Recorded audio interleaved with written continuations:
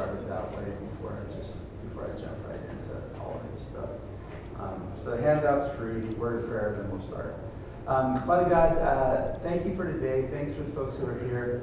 Father, I'm grateful for each and every person who shows any interest at all in this. And I just want to ask the Father, as we spend our time together, that you would be glorified and lifted up, and the Father God, the information would be of value. And Father, I want to pray for the rest of our church. I want to pray for Zach this morning, who is under the weather and not able to be here, and I'm sure that that's difficult for him. So if you would just be with him and all that he's doing, I would be grateful as well. It's in Christ, in Jesus' name we pray. Amen. So, I think everybody here was here last week. I actually may not have been, but did any of you, as you were kind of maybe going through the week, make any connections with anything that we talked about in here? Anybody? I know that you got to get out in the world a little bit to experience worldviews. So if that's not happening to you, then I think my first thing would say, good for you. Don't get out in the world anymore. It's kind of scary out there. But I did have my friend Chip, who was here last week, and I point there because that's where he was sitting. Chip and I had a conversation. In fact, he brought out something and he found it. He's got everything he's ever written apparently stored in file systems on his phone. But when Chip was here in the early 80s, do any of you guys remember the C.S. Lewis book called The Screwtape Letters? Chip started writing a modern response to the Screwtape Letters, which at the time he wrote it, it was 40 years since Lewis wrote it. Now it's 80, so he only wrote it halfway through the period. But he had 6 or 8 chapters. He submitted those chapters to a guy that we all kind of knew, an author named Calvin Miller, if you ever remember him. He was the singer of the Song and the Sower and stuff like that. And Miller just shot him down. It was just like, don't ever hang on to somebody else's coattails and all this stuff. But Chip found it, and he was kind of seeing the future. And one of the things that we got talking about was the idea that a lot of people in his life that are important to him are understanding the same difficulties that we are. That we are experiencing people who just literally do not believe in anything, and this postmodern thing has become a worldview that is now probably the number one worldview that theists will try to fight with, argue with, discuss with, interact with. Atheism's always been the thing. I'll talk a little bit about that today, but really postmodernism is kind of taking its place. And he was observing that a lot of difficulties he even has at Thanksgiving have to do with the fact that people who are close to him do not have any belief that ultimate reality is knowable. And even though they claim to be followers of God, they don't believe that you can know God. They don't believe that God is knowable, and they don't believe that it's a different thing. So anyway, I don't know if any of the rest of you had any chances. What we talk about today, you might have some opportunity to kind of make some realizations. But chapter 2 is basically written to include a whole bunch of mini essays, which are very general in nature. None of these perfectly fit with the 12 questions that I'm going to be dealing with in the later chapters. But what they do is kind of give us a chance to think about some worldview definitions and some bigger problems, and how we bounce against each other in some different things. And I want to kind of point out that when I wrote all of these little essays, I wrote them over the period of about a decade. And so some of these I started writing in maybe around 2009 to 2010. And when I first started writing for the first several years, I always wrote them in such a way that I meant for them to inspire dialogue. And so I would write one, and then we'd get people talking about it and going deeper in it. And we'd have conversation threads that some of them were 300 and 400 different exchanges of conversation, and a lot of those would be two people having a fight, and I didn't know either one of them were talking about, but they would fill up a little bit, I meant for it to be that way. And then as it went further on, I actually started writing them so that there was no conversation, or I wasn't looking for dialogue. And unless somebody put something, with the post that was really interesting or worth kind of beating around a little bit, I just didn't even hardly engage in a lot of the dialogue. And so it got to the point where, with the exception of a few posts every year that might have 50 or 80 exchanges of conversation, it was mostly just I'd post it and I'd get likes and agrees and some comments, but not really conversation. And so a lot of what chapter 2 is about are from some of the earlier posts that were much more generalized in nature. And so I just kind of want you to know about that. If we look at Colossians 4, 5, and 6, this is going to be the verse that I want to use today to kind of step out into our thinking chapter 2. Colossians 4, 5, and 6 says, walk in wisdom towards outsiders. And I think that is telling us that it's obviously people that aren't inside. And I think that's inside the church, inside the faith. But if you're outside, you can be way outside, or you can be a little bit outside.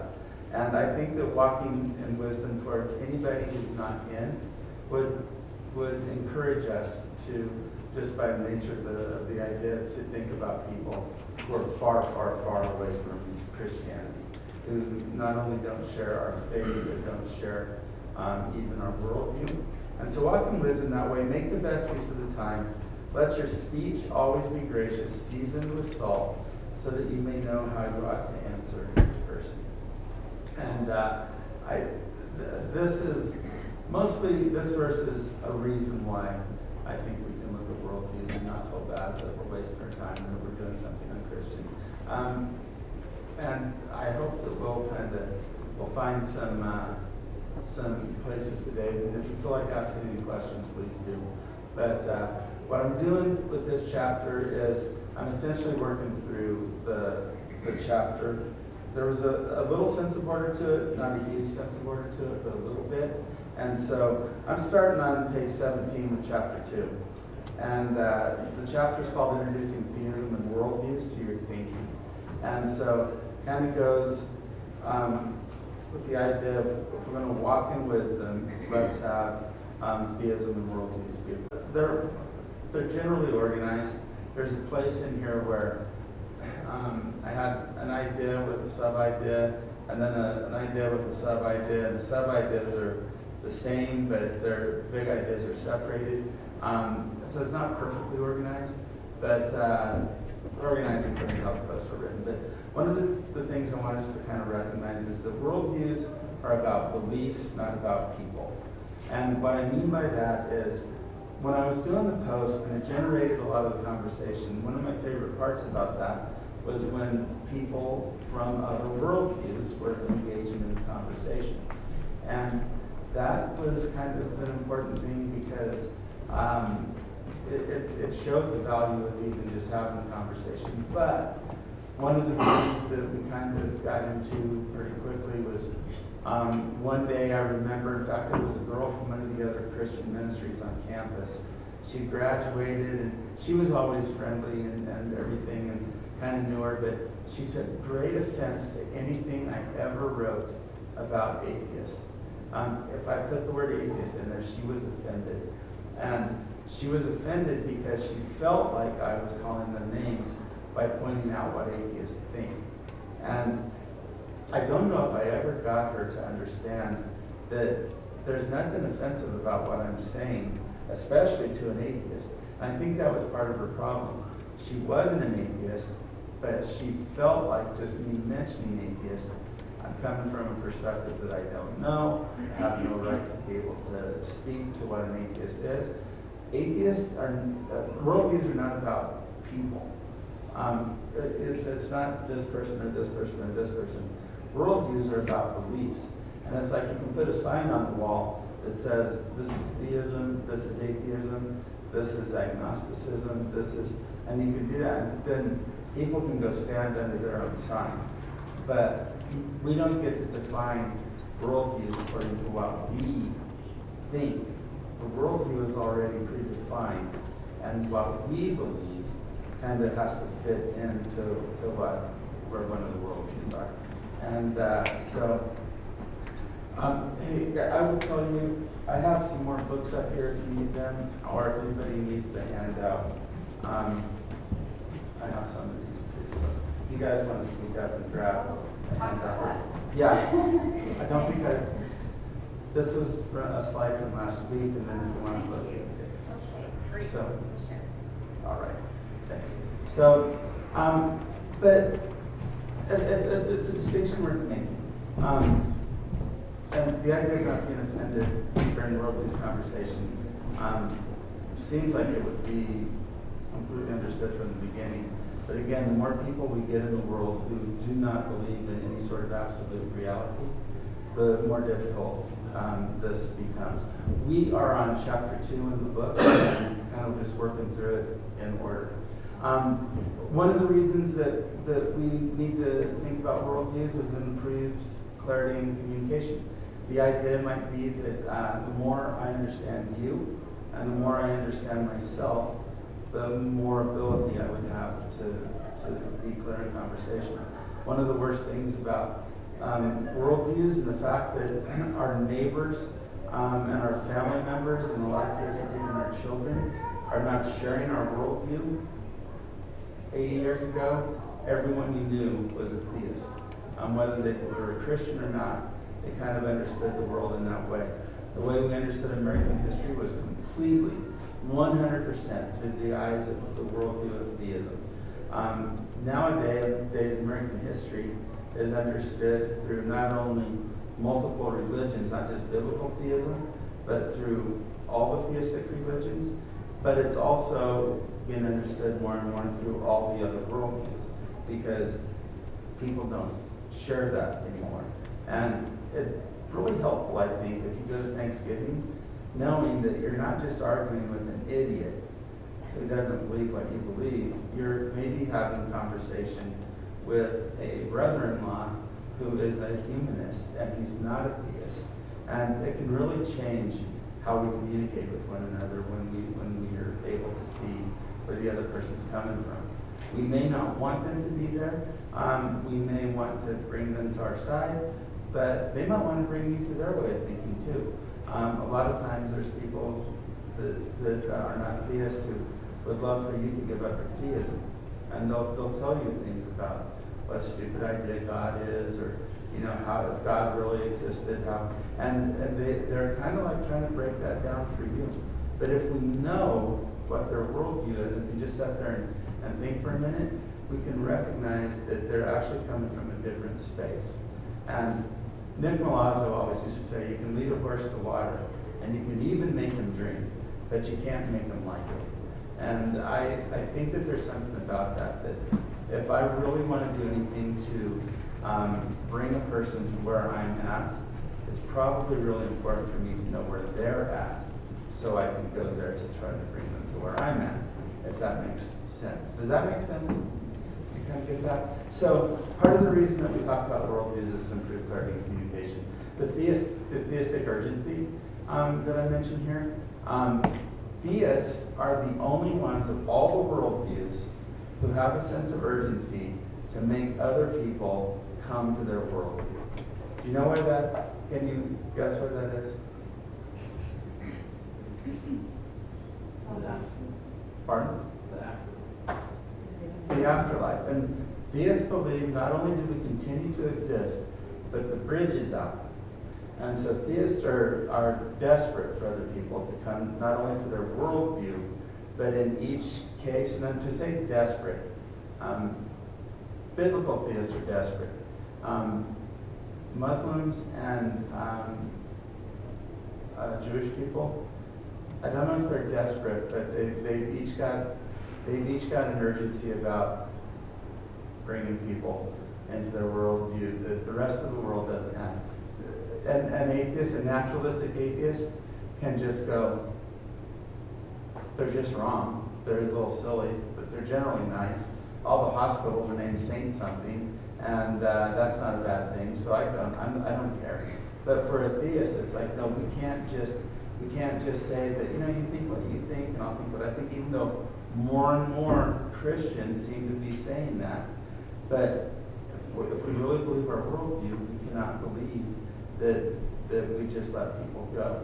I have a note in here on one of these entries in this series of pages. Maybe it's a little further in.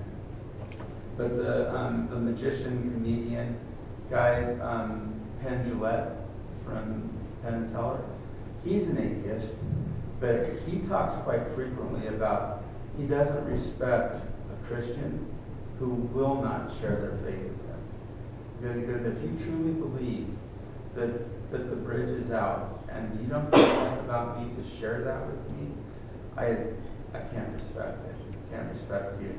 And so I appreciate that open-mindedness from him. He at least understands. But that theistic urgency is a problem. It's an irritation because nobody else is going to try to get you to be what they are. Now, if you get into theism, the Lutherans might try to get you to be a Lutheran, the God, maybe my church. But they're standing in a place where they're like, they don't even see the need because they don't recognize the bridge is out. That might be the first place you start talking to somebody, is what do you think happens after you die? Because it's really funny how many people don't believe in God. They don't believe in the afterlife, but when you ask them when they die, they think there might be something out there for them. There's others who believe there's nothing out there for them, and they believe that wholeheartedly. And they get a certain sense of peace from that. So the theistic urgency is kind of interesting. Try to point out in here that everybody may have good answers to the worldview questions. They don't necessarily have good answers to the worldview questions. In fact, I know a lot of biblical theists, a lot of Christians, who have terrible, incredibly awful answers to the worldview questions. Like, is ultimate reality knowable or unknowable? And they'll say it is, but they don't have any idea about how to start pursuing. How do you know God is real? And my grandma said he is, and that's a lot of times that's about as far as it goes. And so I know atheists that have really great answers to their questions. Now, a lot of times what happens is because a small number of people, or maybe it's a large number of people, who are theists have continually given kind of poor answers for how we know what's going on in some of these questions. The people in the other worldviews have lost complete hope that a theist can possibly be right about anything.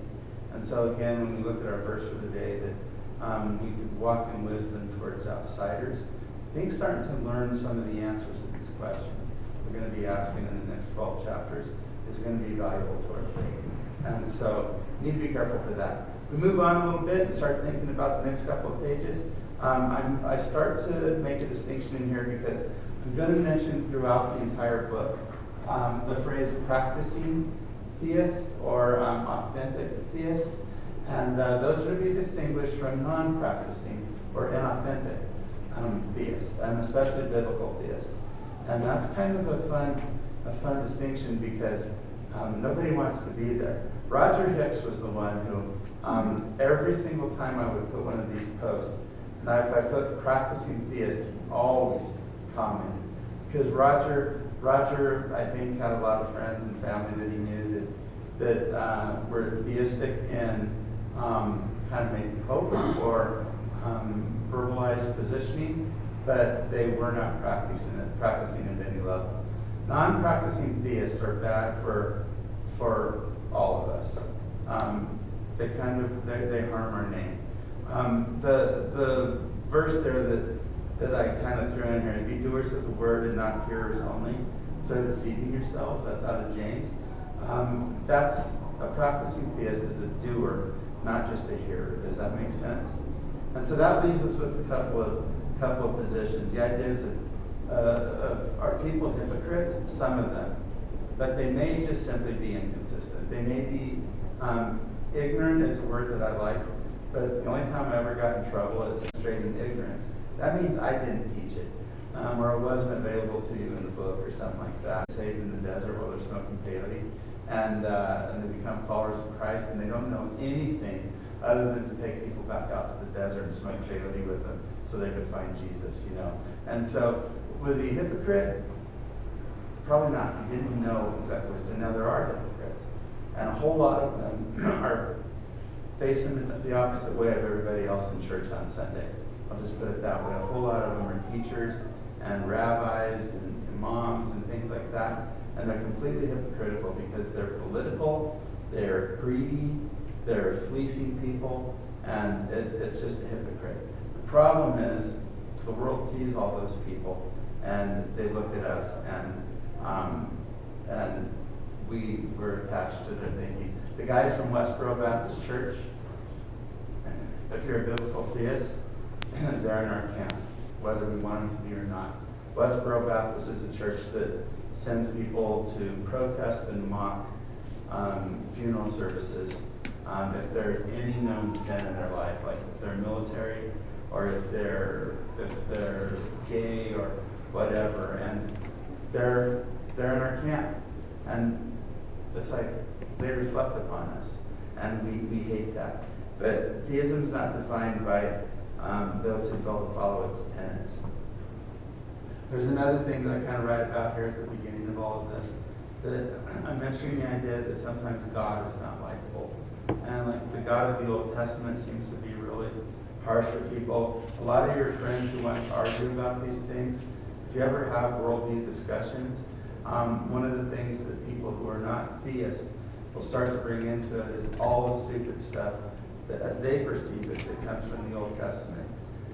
Teenagers, boys, in the Old Testament will tell you that if your kids are like not doing what you tell them to do, you take them out behind the house in the desert and you stone them, and not just a little bit. You stone them all the way. And why would God do that? And there are reasons why this is in there, but they're not easy reasons, and you have to have an open mind and listen to the Bible and see the whole story and figure out what's going on. There are good answers to those questions, but they're not easy answers, and if you try to give a quick, easy answer, you're going to be pushed through, and it's going to be hard to figure out. And so,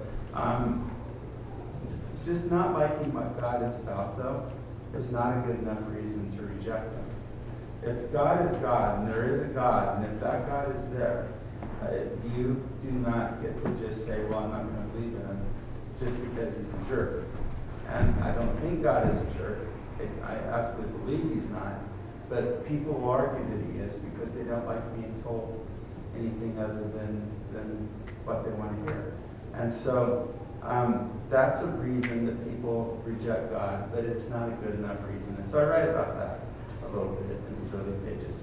And pages 22 through 24, I want to start making sure that we recognize that there's three big religions in theism. I talk about these again a little bit later on in a different way. But the three big religions, Islam, Judaism, and Christianity. And then there's a bunch of other smaller religions. And in fact, I think in these pages, one of my posts, I list a couple of these. And there are things like Sikhism, which is a really interesting one. Sikhism would fit if it was just a little larger following worldwide. Kind of like those guys. The Baha'i faith, kind of like those guys too, but Sikhs and Baha'is are really close to the same.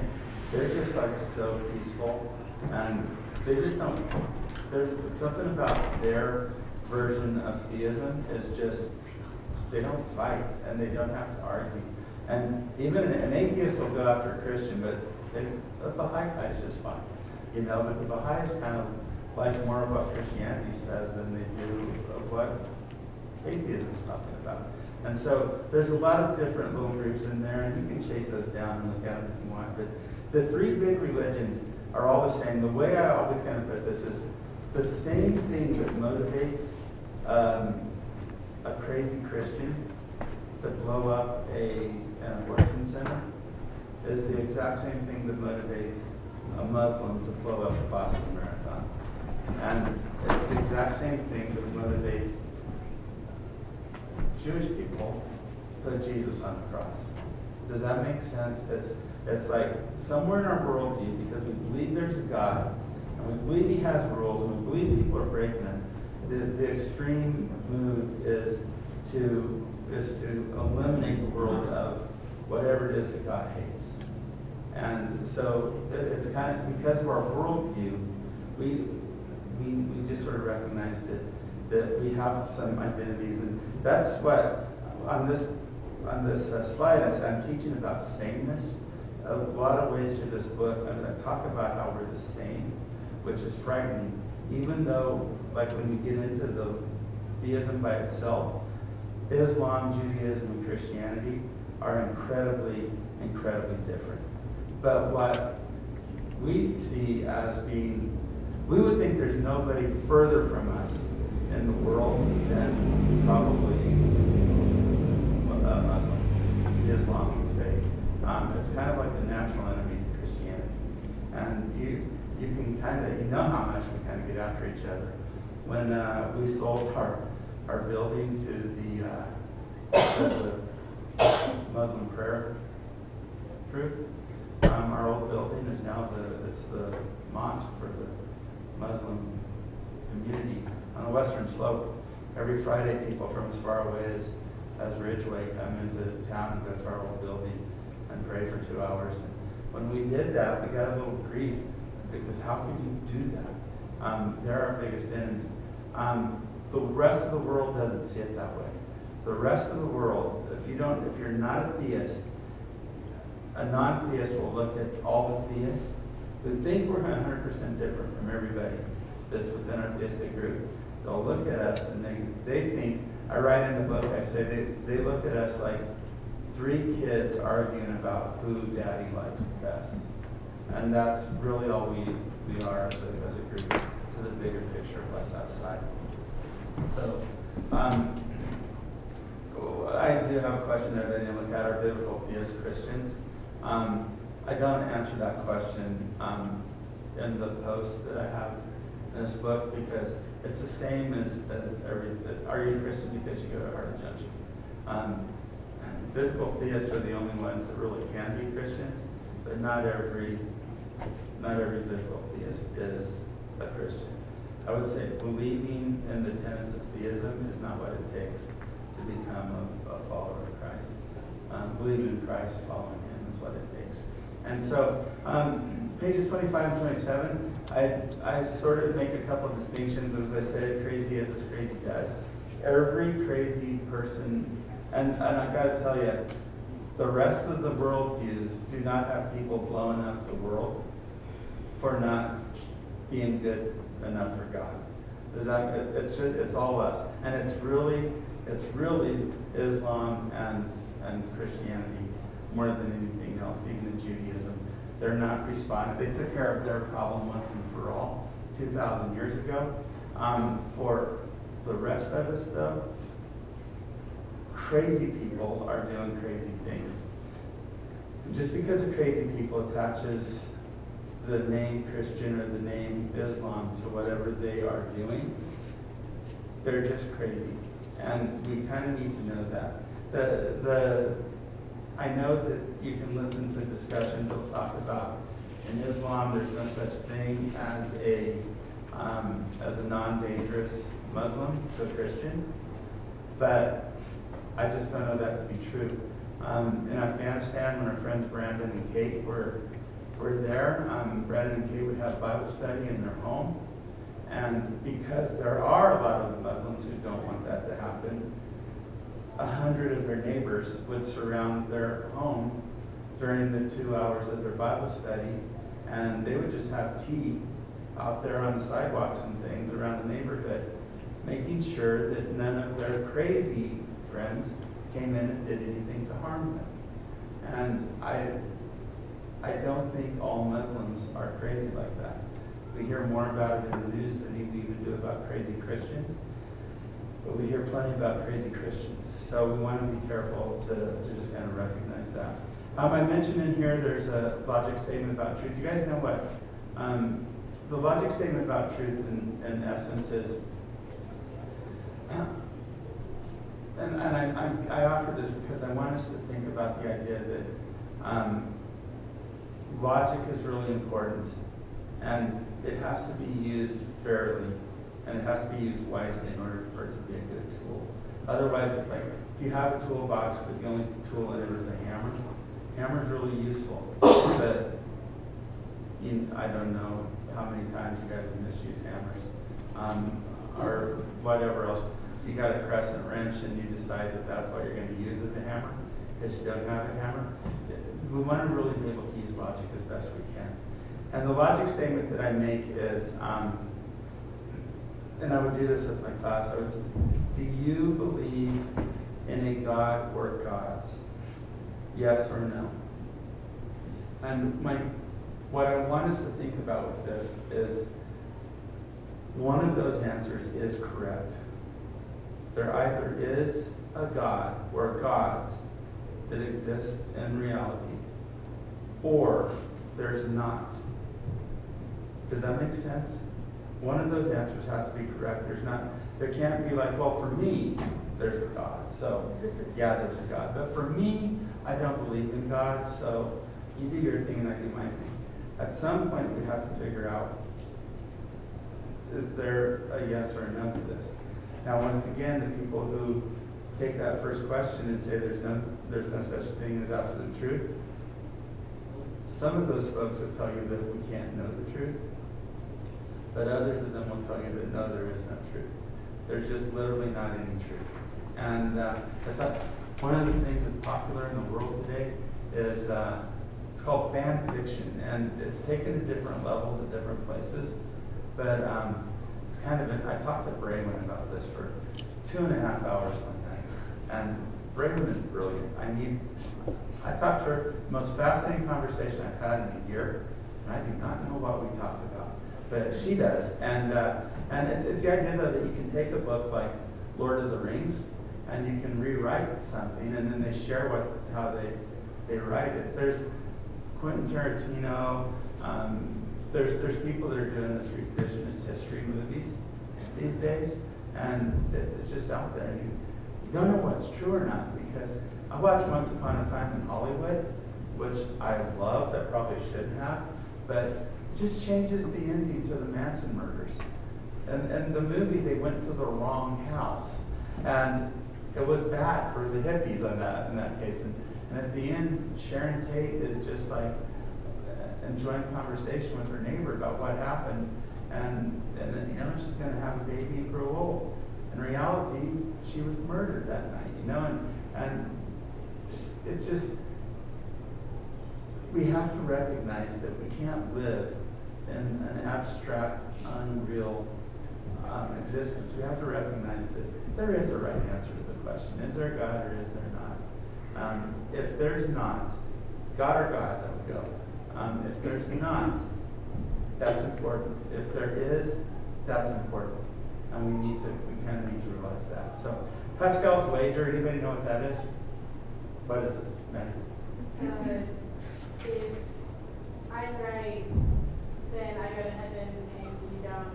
But if you're right, we both just exist. Yeah. If I'm right in believing that God exists, then that I need to be obedient to his things. The worst thing that happens to me is I probably live a more consequence-free life than you do by not believing it.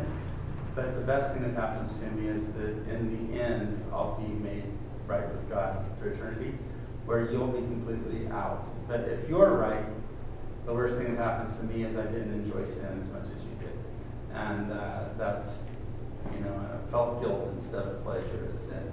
And that's Pascal's wager. And he says, if you weigh the odds, Pascal said, I'm going to take the side that says that there's a God. So I talk about that in a minute. I mentioned agnostics.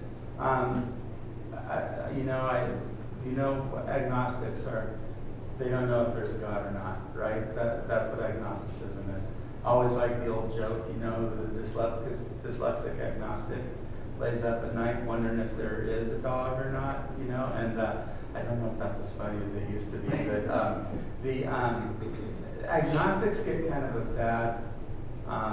bad reputation for just being lazy and thoughtless about this. But agnosticism is not a lazy worldview. It's not. What agnostics don't think they don't know if they believe in God or not. Agnostics believe very firmly that we can't know if there's a God or not. And so if you have a friend who's agnostic, especially if they're non-combative, especially if they kind of will enjoy spending time with you and they listen to you share about your faith and things like this, their problem is less that they are lazy and just aren't going to look in the question deeply. They just think that in our finite, limited senses and understandings, we can't figure out if there's a God or not. And so it's not that they don't know. They know that we can't know, is kind of the ground that they stand on. Transcendentalism is going to be a thing that we're actually going to talk about a little bit more later on. But transcendentalists, the transcendentalists are the spiritualists, spiritual, but not, they don't really think about God. What transcendentalism actually ends up showing up as a spiritual worldview on that sheet that I handed out. And it has things like some of the bigger world religions like Buddhism and Hinduism. Those are transcendental type religions. And Taoism, Scientology, even in America, is transcendental. But those folks will, like, the earth is a spirit or the sky is a spirit, maybe a thing that a transcendentalist might think. And so I just mentioned them because they're going to show up there. Pages 27 to 32, I talk here about the big toe. Every worldview needs to have a big toe.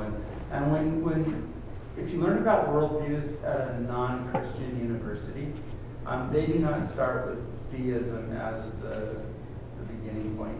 Some of them are pretty intellectually honest, and they present everything kind of out there. Most of them, though, will begin from the idea of naturalistic atheism as the starting point. That's the only safe place to really be when you're thinking about worldviews. And they may advocate for you to come into the worldview camp of naturalistic atheism. And so the big toe, though, is theory of everything. That's what TOE stands for. Every worldview needs to have a theory of everything. And I reference a writer in here that gives 4 questions, worldview questions, that are kind of need to be answered within your worldview to have a comprehensive theory of everything, a complete big toe. And I know I've got friends around here, Sandy and Kevin and a couple other people I know that don't have big toes anymore. And they'll tell you how much they wish they had one. And you kind of need the big toe, but the theory of everything. So for Christians, John 1 through 14, really answers these questions kind of nicely. If the 4 questions are, where did stuff come from? And if you are to look at John chapter 1, chapter 1, verse 3, it says, through him all things were made, without him nothing was made that has been made.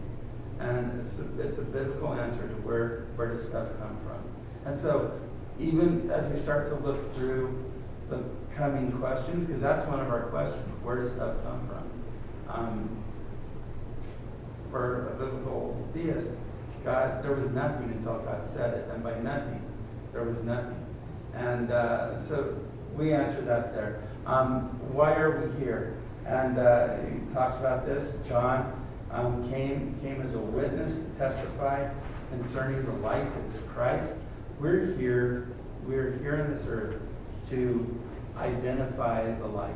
We are here. Our purpose is to recognize that there's light and darkness, and we're meant to do that. How do we know right from wrong? And in this passage it says, the true light that gives light to every man was coming into the world. He was the world, in the world, and though the world was made through him, the world did not recognize him. He came to that which was his own, but his own did not receive him. And it's an understanding that the right is to recognize and obey, follow, understand Jesus, and the wrong is anything that's not what God wants. Right is God's plan. Wrong is anything other than that. And so our worldview, biblical theism, speaks to that. Where are we going? Verse 12, all who received him, to those who believe in his name, he gave the right to become children of God, children not born of natural descent or of human decision or husband's will, but born of God. And if we're born of God, then where we're going is going to be with him and things like that. So every worldview kind of needs to have the theory of everything in it. And I spend a couple of pages basically trying to establish a little bit of what physical theists believe about that. So go just a touch further. I talked for a little while in this chapter about our natural intellectual enemy, which is atheism. So about page 32, I begin to address that. I make a distinction here between a couple of different kinds of atheism. I eventually will add a fifth one. But naturalistic atheism, what a naturalistic atheist is, they're the person who is not interested in arguing with a theist because they just don't. They don't believe it, that's not what they're doing. The naturalistic atheist is the person who believes that there is no supernatural. Their first answer to, do you believe in a God or gods? Their first answer to that is, I don't see one. And since they don't see one and we're not talking to one, they just say it's not possible. Naturalistic atheists are people, Richard Dawkins doesn't fit this. Richard Dawkins is something else. He thinks he does, but he's not.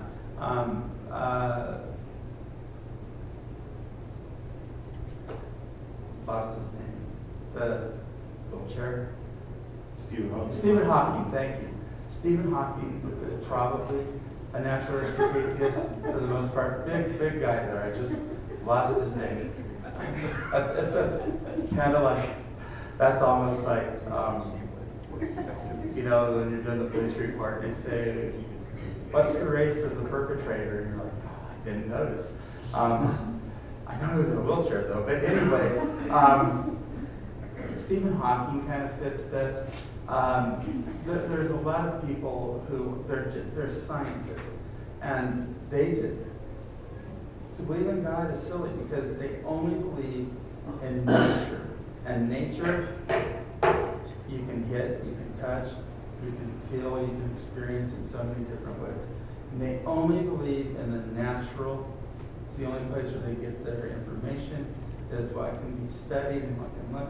Their biggest problem, by the way, for naturalistic atheists, the biggest problem they have is the way they understand everything is usually through scientific process.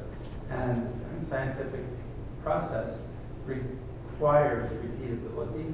And so the beginning of the universe is a non-repeatable experiment for them, and they can't really do that. So there's a faith component there that guys like Hawking and Einstein took back. I think I mentioned last week. Those guys were both, they believed that there was a God that started things off, but then he's gone because something had to happen, because neither one of those two believed that the Big Bang could happen from really absolute nothing. Something kind of needed to be there to kick it off. Hawking, as he got older, went away from that. Started trying to explain it better, but in a different way. But, that's a naturalistic atheist. They just simply believe that nature's everything. Humanistic atheism is a different thing. Humanistic atheists do not believe that there's a God, but they believe that humans are the ultimate expression of anything that's going to happen on this earth. And so the only thing that's important to them is cradle to grave, kind of understanding what your greatest human reality can be, and trying to kind of get people into that sense of understanding that you're super important. Again, I mentioned last week, I'll say it again, Robin Williams, every movie he made that wasn't just simply silly, which he had a couple of those, but most of his movies, probably 80 or 85% of them, were movies that were made to demonstrate naturalistic atheism. And it's like there's always it's a spiritual thing, but it's not really spiritual. It's just the connection that humans have with each other, but without God. I think you understand that best by thinking about him. And then I got the strange world of the anti-theist. I talked about that. This is what Richard Dawkins really is. Anti-theists are a strange group because they do not believe in God, but all they're interested in is talking about God. And I point out that it'd be like me being an anti-unicornist, and spending all of my days and writing books about how there are no unicorns. And people believe that unicorns are stupid. And maybe I'm doing that. Maybe it's really what I'm up to. But anti-theists are much more likely to be at your table at Thanksgiving than a real naturalistic atheist. Humanistic atheists, I think, might be there pretty fairly too, but an anti-theist is the one that just wants to fight. Somebody asked me that the other day when the shooting in Nashville, and did you hear about the shooting in Nashville? And I was like, I hadn't. They were the first one that mentioned it to me, and I was like, no, I hadn't. And it's Christian school. How's that God thing working out for you? And I'm like, well, I'm glad, that the death of 6 people or whatever is a good point for you to make about me and my faith. But that's what an anti-theist is. There's a really good chance you know an anti-theist. The last one I have on here is agnosticism. I already kind of mentioned that. In the next 4 or 5 pages, I make some distinctions between the religions. I mentioned the big 3 again, Islam, Christianity, and Judaism.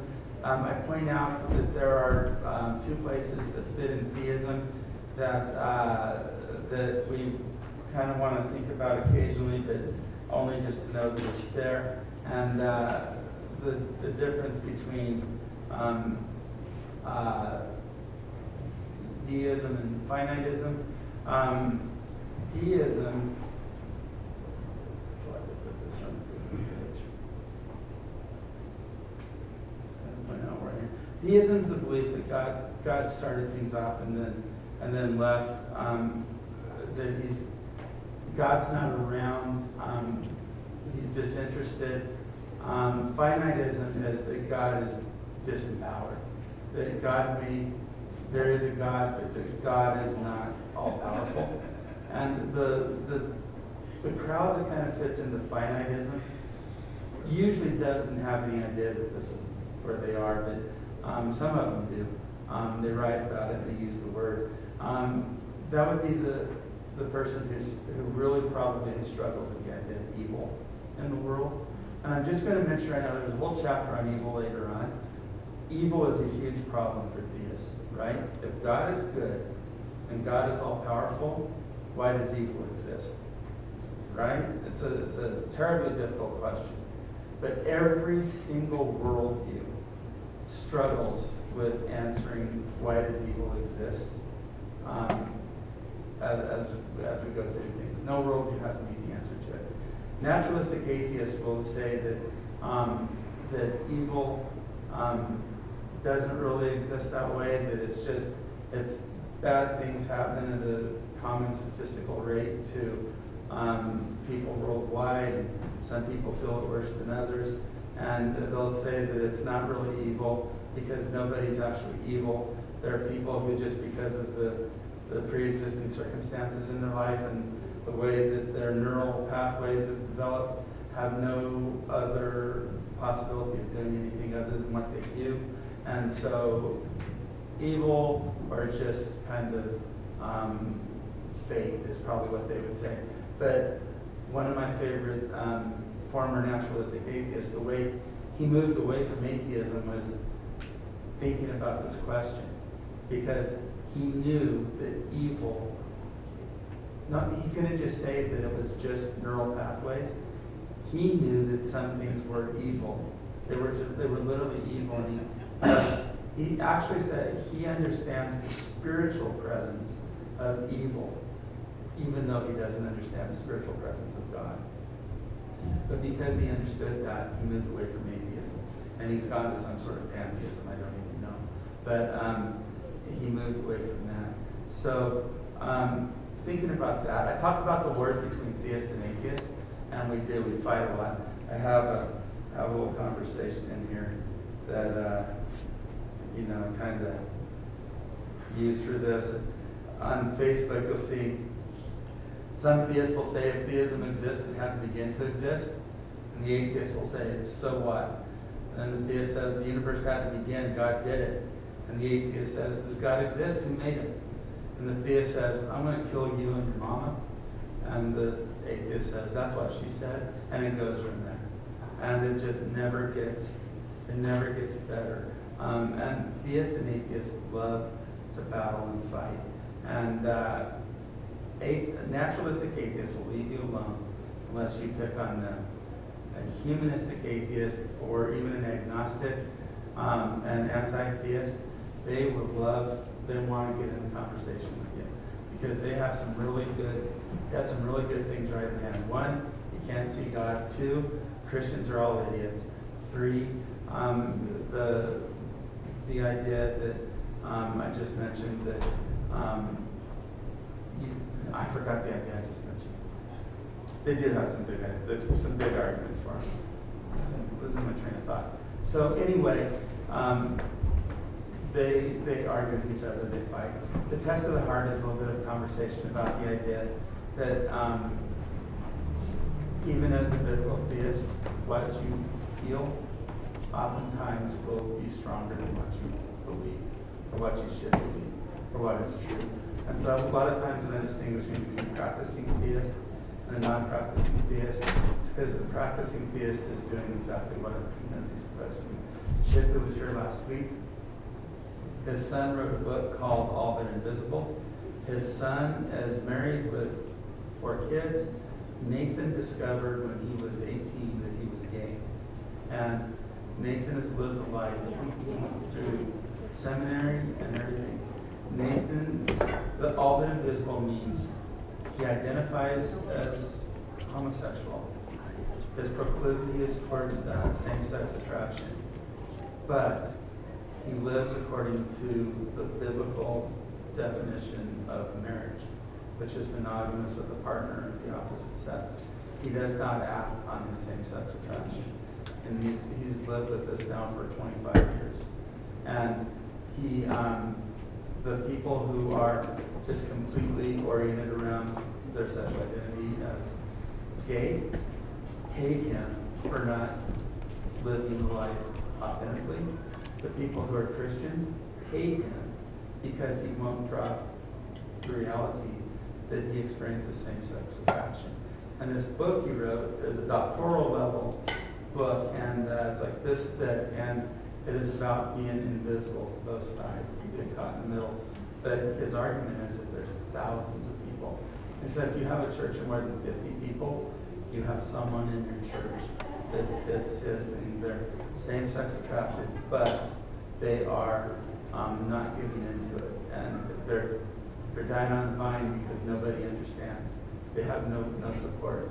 And so the test of the heart, though, is Nathan, like I would say, passed that test. A lot of people fail the test. What the heart says, the heart wants to do. And what the heart wants to do, the person does as well. And so it's a big battle. Part of the reason that you want to know what your world is about is because you can do what you know to do. At the end, I talked about why I believe in God. There's good reasons. I'm going to start going into those in a couple of weeks. I'll just mention, like, my favorite is one of Thomas Aquinas' 5 points of God, or 5 proofs of God, which is the idea that there needs to be a first cause. Everything that happened was caused to happen by something else. Big Bang goes back to that. The first thing that happens is not supposed to have a first cause, but what caused it to happen? Aquinas says just the fact, God's the easy answer to that question. Science has no answer to that question. God's the easy answer to that question. Talk about lucky atheists. And the reason they're lucky is because atheism is not really a worldview. Naturalistic atheism is not really a worldview. It is, but they don't have to defend it. They don't have to just kind of experience it. So they're lucky at that level. The last thing I mentioned in this chapter is something that came up just as I was getting ready to finish the book.